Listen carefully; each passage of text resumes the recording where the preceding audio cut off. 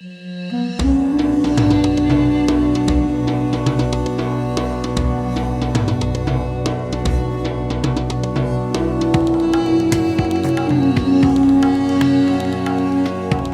afternoon, everyone. I'd like to welcome you all to the Halftime Talk feature interview series. I'm delighted today to be joined by Mr. Mel Ydreos, Secretary General of the International Gas Union. Mel, thanks so much for joining us today from London. My pleasure. Thank you. Great to have you with us. Okay, well, lots to talk about gas markets these days. No shortage of news, particularly geopolitical news, and we won't get delve too far into that, but we will be discussing the impact of that on the gas markets. Let's start by asking you a general, easy question: your outlook for gas demand in the year ahead, because we talked to a lot of people about oil every day. And clearly that's taken a bit of a beating in terms of the demand picture the last year or two. How are the gas markets looking in the short term? Well, the gas markets are looking positive. There is no doubt that the markets remain tight. But just to look back to 2024 as an example, we are looking at an increase of gas demand in the range of 2.5 to 2.8%. And this is significantly higher than sort of the pre-COVID 10-year trend of about 2% a year. So at 2.6, 2.8, it's a significant increase in demand. It equates to over 100 BCF of gas, which is fairly significant. And it's interesting to see where that increase occurred. Literally half of it was in Pacific Asia. That's where the increase happens. In the Middle East, because what we're seeing is oil being substituted with natural gas in the power sector. There's also tremendous growth in the transportation sector, particularly in China, where LNG is used to fuel trucks and move LNG around the country. Very significant growth there. And we're seeing bunkering now to finally take off in terms of cruise ships and everything else. So it's been a very positive movement in terms of the energy, the global demand for natural gas. At this percentage, it's about 40% of the increase in all the fuels that met the increased demand in 2024. So it's very significant. It's the highest fuel that has grown to meet the increased demand. Okay, absolutely. That's a great picture of the short term and what we've just witnessed. You did mention China, and I wanted to ask you about that at some point. Let's talk about that, because China, yes, the LNG truck scenario is certainly taking off. And of course, China is an LNG importer as well. But the other part of the Chinese gas equation is that we're still seeing, a lot of coal use, aren't we? In terms of it's making progress in terms of energy transition, using gas as a transition fuel, as many economies plan to and are already. But China still is using, coal for 70% or so of its power generation, and that reliance doesn't seem to be shifting, regardless of the LNG trucking and being a sort of consistent, let's say, LNG consumer. But will we see that displacement, do you think, anytime soon? Well, I think last year we hit a peak of coal demand, about 9 billion tons. About half of that is in China. The rest of the half is obviously in other countries. So yes, there's a significant growth in coal that must be substituted if we are going to have any chance of reaching some of the targets that have been set. No doubt about that. So what you have here is growing economies. And what you have here is economies that are also trying to raise the standard of living of their citizens, and that takes energy.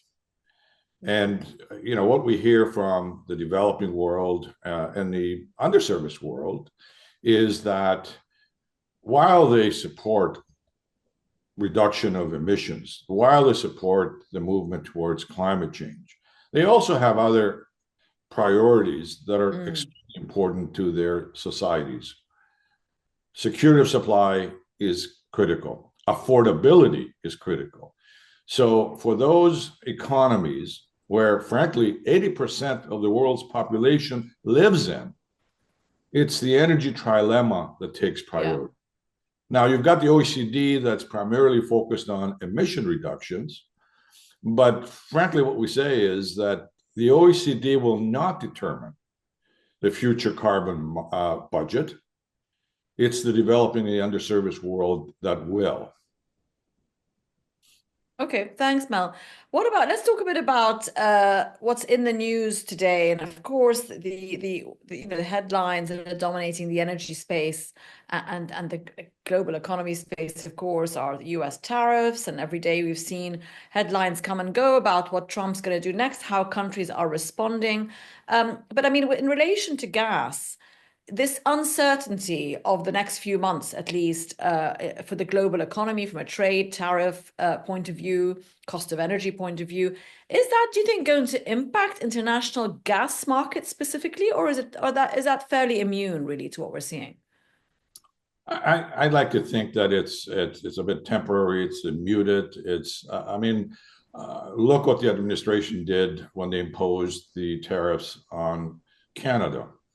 And there should be no surprise to anyone that the Trump administration actually imposed the tariffs. The president talked about that in his campaign, that was one of the things that he wanted to do to address a number of really important issues to the American society. That's for sure. And when he imposed the tariffs on Canada, while he imposed 25% on all goods, in terms of energy, it was reduced to 10%. And I think that's because there is an understanding of how important the North American energy market, and particularly gas, is an integrated market. Gas flows from north to the south. Gas flows from south to the north. The western basins feed gas into western U.S. states. And down into the LNG and into the Gulf. And on the reverse, gas from the US flows up to the northeast provinces of Canada. It's a fully integrated market. And the movement, and that's why it's so efficient. And that's why it's so liquid, because it has been designed to function that way. And the other thing that perhaps some people don't have an appreciation for, Canada produces 6 TCF of gas a year. 3 TCF are exported to the US. 3.5 TCF of gas is sent out as LNG from the US. So you can see how important the gas supply from Canada is to the US. There are 2 states that are completely dependent on Canadian gas. There's another dozen where 30% of their demand is met by Canadian gas. So, these are very complicated issues. I think, it's clear that the Trump administration is going to use tariffs in its negotiating strategy. Whether ultimately that will end up being permanent is a big question right now. We've seen the delay of the tariffs by a month for both Mexico and Canada. Okay, fair enough. And gas, I'm sure the US and Trump realize how important gas is, both as an import and export product. But given the approach that he's taking generally on sort of in the global front, I mean, the politicization and using energy as a weapon really to negotiate, let's say, even with various countries. I mean, that is making a lot of people nervous, whether it's, America using its sort of LNG weapon, if you like. We had Biden last year talking about limiting LNG exports. for, maybe for domestic political purposes. We have the whole Russia-Ukraine gas equation, of course, that has been playing out the last 3-4 years.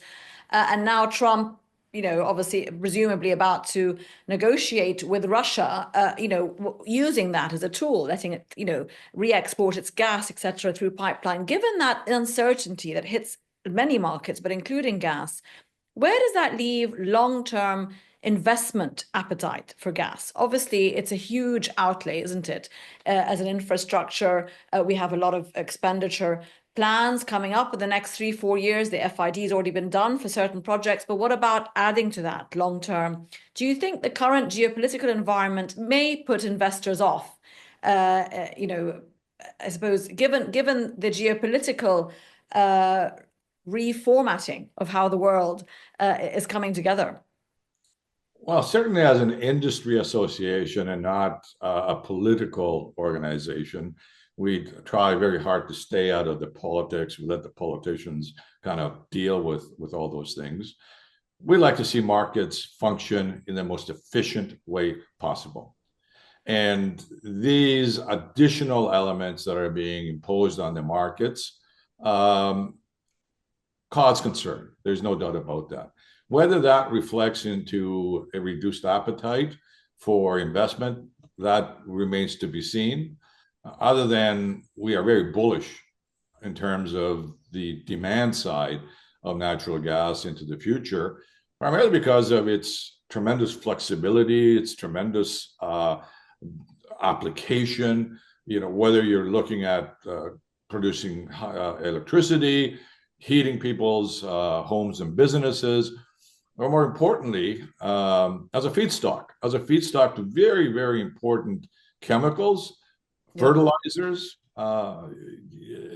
The outlook is very positive for gas, and I think the investments will follow. And I mean, do you think the outlook is positive, and hence, we have seen huge investments made already? There is going to be, I mean, you said markets are quite tight and healthy at the moment in that sense from a price point of view.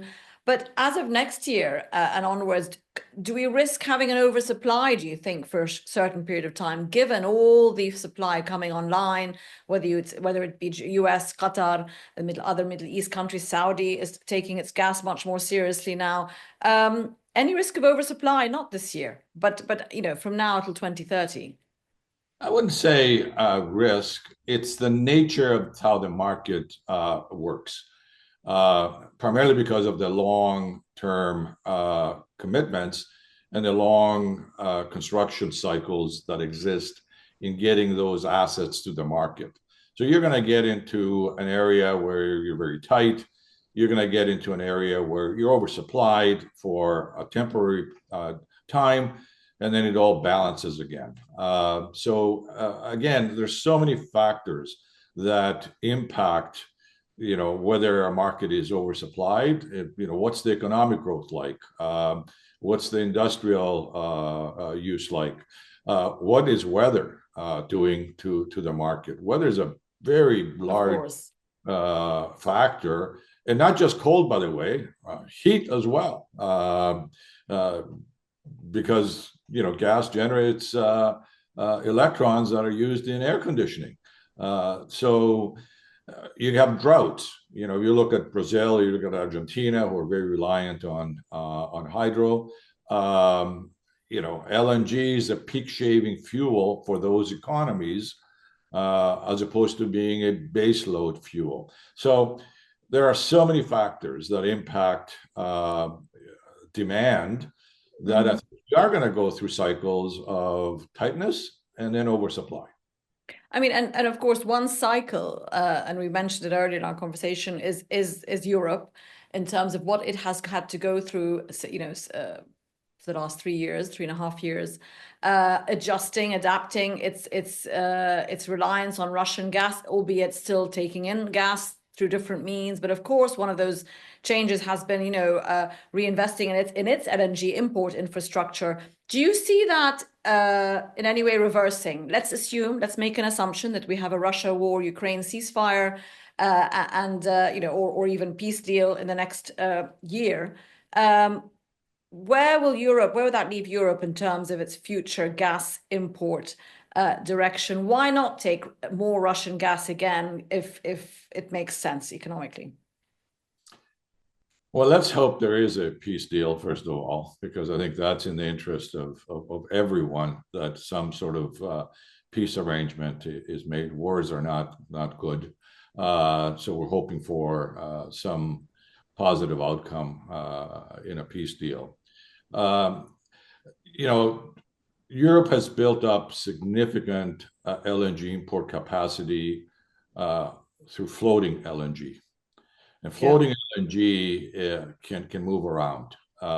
That's one of the advantages of that tremendous innovation that the industry has been able to adapt to. So, will gas flow from Russia to Europe? I guess there's a question about that. Will the citizens of Europe accept supplies from gas from Russia? That's questionable. There is no doubt that Europe, for many years, was able to leverage off cheap Russian gas. It fueled their economies. We're now seeing the impact and the effects of not having cheap gas flowing to Europe, particularly Germany, with some deindustrialization that is going on. So yes, there's a lot of factors that will ultimately determine, hopefully after a peace agreement is reached, where the gas will come into Europe. But the fact is that there's a lot of gas that can get to Europe. And that's a good thing, not a bad thing. Yeah, of course. I mean, the more choice, the better for Europe, especially as it's going through, as you said, economic challenges. I mean, and political challenges. When you look at Germany and France, etc., and the deindustrialization that they've had to do, which again impacts their economic card, if you like, their playing card when it comes to tariffs as well. So, very interesting dynamics going on. Mel, let me ask you about. Let's talk about renewables, because of course, in certain sectors and certain uses, they are, obviously in Europe, particularly advancing in a big way. In China, huge strides being made, still intermittency issues, etc. But versus the gas equation, being a transition fuel, would you feel that renewables have taken a bit of a retreat or back seat because of the energy security argument of the last 3-4 years in particular? Or can those two still run in parallel and make progress together? No, I think there's positive movement in renewables. We welcome that. We think gas and renewables are the right path forward because of the intermittency, because of the flexibility of gas to continue to fill in those gaps when they occur, as we've seen earlier this year, where you get 2-3 weeks where there's literally no wind, and gas moved in to fill the gap quite successfully. So no, I think the movement for renewables should continue. It will continue. It will scale up. But gas with renewables is the solution. The other thing we have, and not forget, we have renewable gas. That's very important to scale up. So are low and zero carbon gases. So it is hydrogen. All those are very important elements in the mix and the fuel mix moving forward. Now they have to become economic. They have to scale up, and that's why I haven't said transition once in our talk, because what we've had is a series of additions to the energy mixes over 100 years, as opposed to transitions. And those additions happen when the economics are at work, so that they don't impose a burden on affordability of energy. And as they scale up and they become more economic, they increase their penetration into the market. And I think that's what's going to happen. And from that perspective, gas is a long-term fuel that will be in place well beyond 2050 into the future because of the attributes that it brings to energy markets. Of course, and of course, particularly if it gets cleaned up as the decades go by more and more. I mean, one area we did touch on China, but China is, relatively wealthy Asian country. Let's talk a bit about South Asia, because of course, huge, growing economies there, populations, and an amazing development as well, and countries that want to take more gas, but they're very vulnerable, aren't they, from a price point of view, aren't they, in what is at the end of the day a pretty volatile market from a price, you know.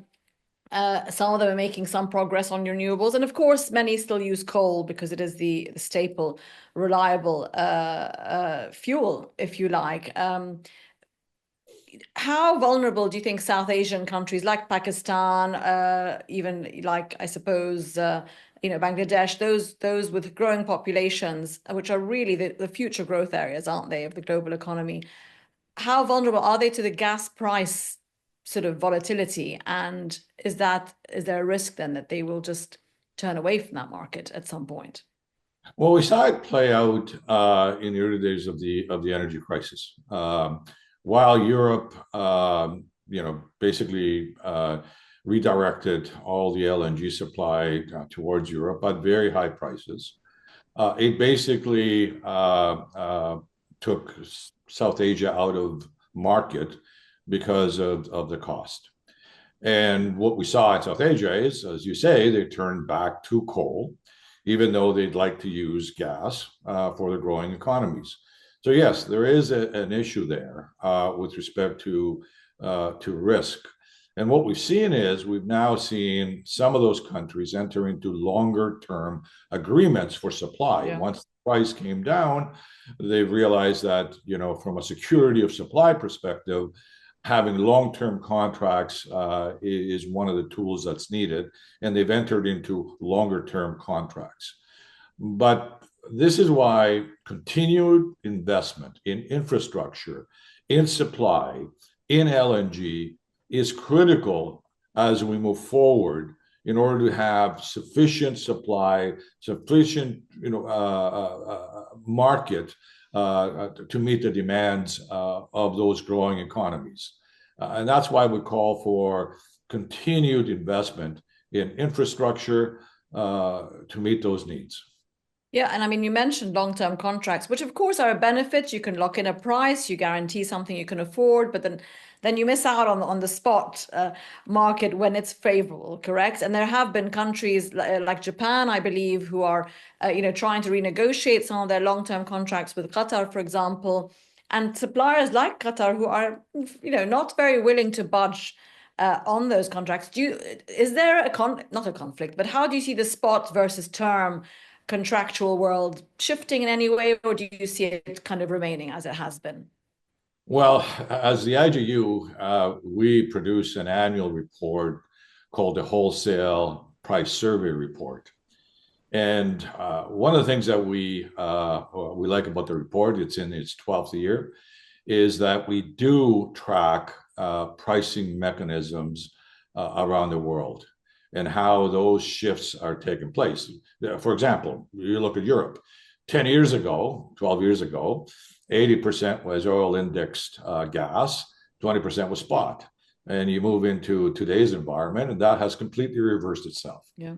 And we're seeing that on the LNG market, where last year we were at about 45% of the LNG traded was on spot or short term versus long term.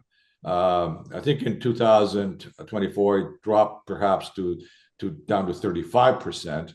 But what we're seeing is a steady growth in the flexibility and availability of gas. And of course, one of the reasons for that is that US LNG really broke the model of LNG by removing destination clauses in their contracts, which has now forced the rest of the new LNG to also be relatively neutral on destination clauses. Ydreos, Secretary General of International Gas Union, thank you so much for joining us today on Halftime Talk. It's been great having your thoughts. Thank you so much. It's been a real privilege talking to you. Thank you.